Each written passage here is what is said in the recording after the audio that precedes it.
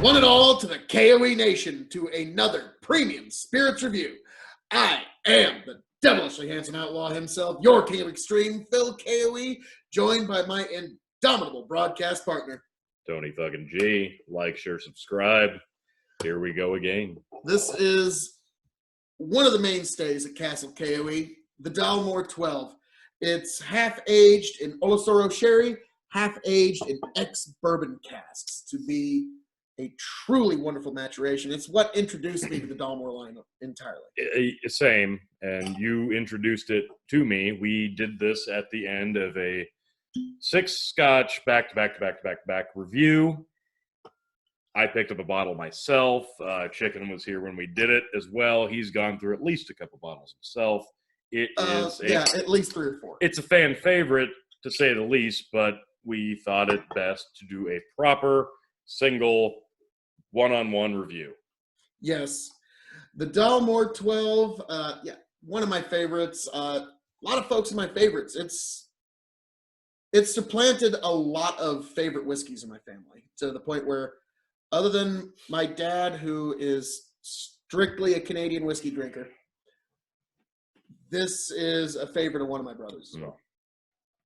Again, the Dalmore coloring, say what you want about the additives, it's beautiful. The bottle presents so nicely. It's a familiar look. They all look very, very similar, but they are all unique in their own way. The stag head is because the Clan Mackenzie was responsible for saving King Alexander when he was out on a hunt, and they killed the stag that was going to almost kill the king. And because of that, the king awarded them the stag on their coat of arms. And when the Mackenzie family took over the Dalmore distillery, they wanted that lineage to go on through their distilled products. Oh man, yeah, it's familiar and good. It's just such a nice, approachable Scotch. Some marmalade. Yeah, that is there. It smells amazing. This is just, and that was my first initial taste. When I first smelled it, that was, it's so approachable from the nose. And not even necessarily in a Scotch way. It's got so many ingredients on the nose. I just love the way that this smells and presents. I admire a Dalmore the same way that you would admire a fine wine. You just... Yeah, you really appreciate it. Yeah, you want to get into the aroma first before you really dig in. Yeah, but definitely. When the dig-in time comes, it does come. Indeed.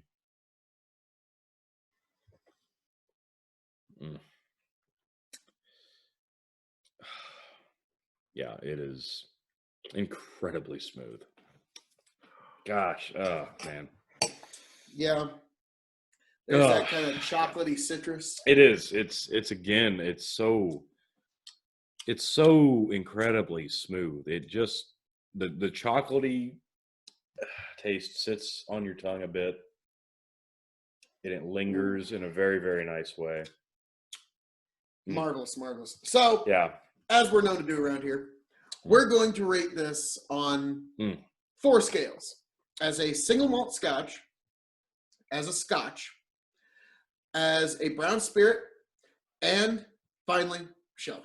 Okay. So, as a single malt Scotch on a 5-star scale, where do you rate this? Okay. I am going to put this is the first time by itself.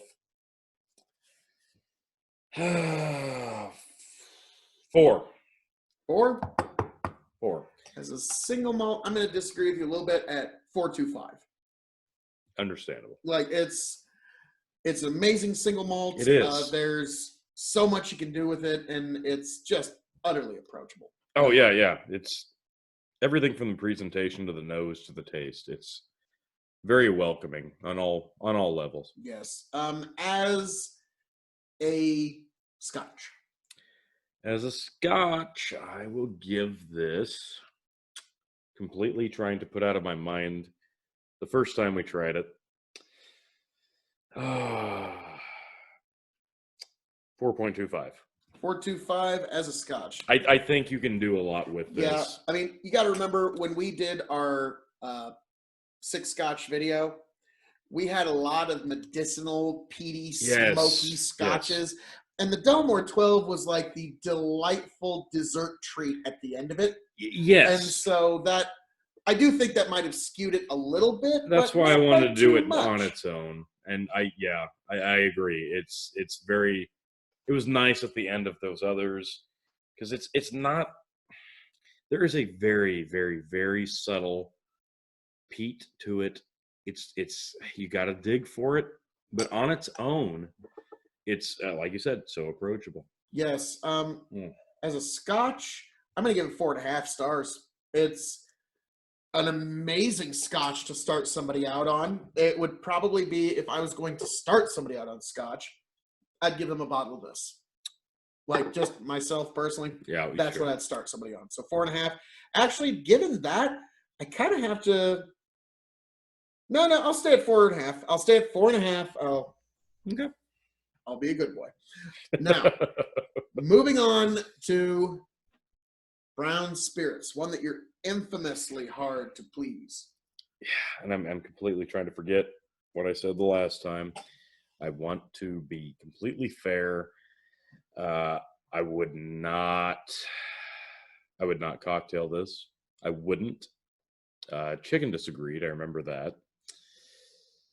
But something that you've been introducing to the table recently was, would this be good to cook with? And I think that this, given the thickness of the flavor and the way it sits on your palate, this. Oh, yeah. It's got a sticky sweetness that would absolutely go. I think this would be good on like a beef dinner. Yeah. This would be an excellent cooking whiskey if you're going to do beef. Yeah. Definitely. But I disagree with you on the cocktailing. This would be marvelous for a whiskey fix. You could do it. I just, 2 ounces whiskey, 1 ounce lime juice, 1 ounce simple syrup, served over the rocks. This would be pretty damn good in that. Now, again, when you're cocktailing a Dalmore, I keep saying it's kind of like putting a Lamborghini engine in like a Beetle Bug. Yeah. Like, why are you, like, you can do it, but why? So but yeah, this would make a damn fine whiskey fix. And yes, this would be great for beef recipes, if you're willing to shell out the cash to do it. If you're going to cocktail this and you wanted to go super cheap after you pick up a nice, decently priced bottle of this, and you picked up a sweet sour type of soda or pop, I know it's sacrilege, but this would actually work with something like that. I know, but this would work with something like that. It'd work with a lot if you wanted to do it that way. Yes, I could see it in that realm. But as a brown spirit, what did you rate it? I'm going to give it 3.75. The fact that it broke your 3.5 barrier is testament enough. Tony rarely gives anything in the brown spirits category above 3.5. This one, I'm going to disagree, and I'm going to give this 4.25 as a brown spirit. So it's a spectacular. Now, this is, spectacular Scotch. Now, this is the first of their line. And I'm just going to go ahead and say it. This is the first of the line, and it's still going on the top shelf. Yeah, I can't disagree. I have a bottle of this myself now, and it is on the top shelf. It deservedly so. Yes. So, marvelous whiskey, and I definitely recommend you pick up a bottle if you get a chance. So, Tony, as I'm known to say around here, all that being said, this has been our review of the Dalmore 12 marvelous Scotch whiskey. I am the devilishly handsome outlaw himself, your king of extreme, Phil K.O.E., signing off and handing it off to my indomitable broadcast partner in inebriation, the one, the only Tony G. Like, share, subscribe. Stay right here, folks. We got plenty more coming. Catch you around, folks.